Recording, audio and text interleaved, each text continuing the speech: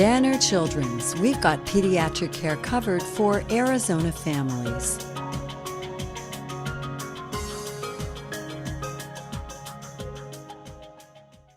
Good job.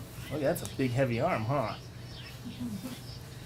He's adventurous, and that's why we're here. So bathing's going to be a little bit of a challenge, but you know, kind of the bag over the arm trick. To the Banner Children's facilities, emergency departments are an advanced level of care for pediatrics.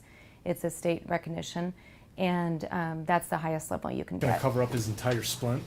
It's going to pull back down over it and kind of protect it. Children are not just little adults. They're a completely specialized population that it takes somebody that has special training and a special passion to work with them. Kids are the patients.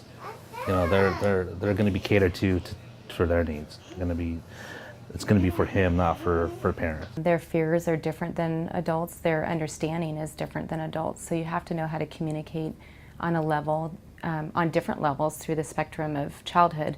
Hold real still, Bryson. Hold still, bud. You're doing great. We're almost done. Then you get to go to the toy closet and pick out a toy. He hasn't cried once. He has not let them not touch him. He feels very comfortable. I mean, as you can tell, he's just not trying to escape. It is extremely important that you have a knowledge base in the department that can support any type of presentation, any type of injury, any type of illness.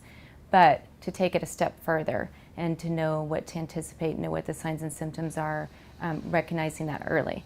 Because some things, you know, it may take somebody a while to decide to diagnose what it is, whereas here, since we're more familiar with it, then we would see that earlier.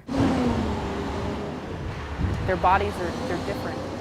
We have the same parts, but the way they react to different things, their vitals are different. The way you communicate with them is different. So having a team here that is able to work with pediatrics and is comfortable with peds is fantastic. They have nurses and doctors that are specifically trained to handle pediatric patients and children and handle them on a regular basis. For a hospital that's not necessarily trained in that, it might be a bit of a, if they don't see them all the time, they're not as quick or as good. How's that feel? Feel that? Catering to his needs. I don't have to worry about them treating him like he's 18. You know, they treat him like a 3-year-old. That's exactly how I expect that to see. All right, buddy. Let's sit you up real quick. Can I sit you up?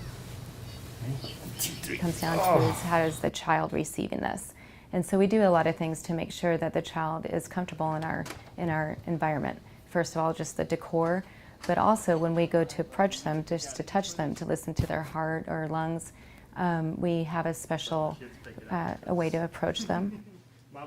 It's always the unknown, what's going to come in next. I mean, we have some ideas about what is seasonal and what are the possibilities, but there's a level of, you know, what is the unexpected, what is coming in next, we just don't know, but we are prepared and we're anxious and anticipating that next patient.